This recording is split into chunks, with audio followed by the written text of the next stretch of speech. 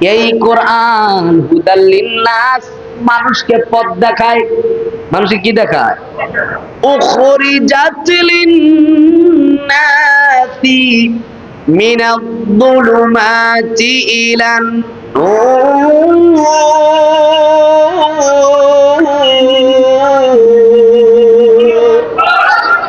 কোন দিকে পথ দেখায়?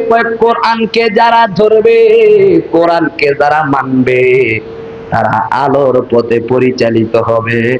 তার কবরটা হবে নূরে মুনাওয়ার, কবরটা হবে কোরআনের আলোয় আলোকিত। আর কোরআন যারা ছেড়ে দেয়, তাদের কবরটা হয়ে যায় অন্ধকার। নাউজুবিল্লাহ।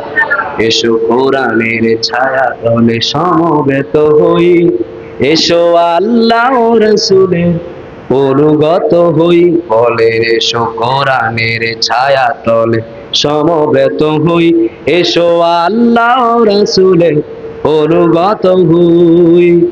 এই কোরআনের ছায়া তলে এসে কত জনে প্রাণ দিল ঘেসে। ঠিক না বা ঠিক? কোরআনের আইনের জন্য বদরে জিহাদ হয়েছে, সাহাবী শহীদ হয়েছে। কোরআনের জন্য উহুদে রাসূলের দান্দান মোবারক শহীদ হয়েছে। তায়েফের ময়দানে আমার নবীর দেহটারে পাথর মেরে রক্তাক্ত করা হয়েছে। এই কারণে বলে এই কোরআনের ছায়া তলে এসে কতজন প্রাণ দিল ভেসে।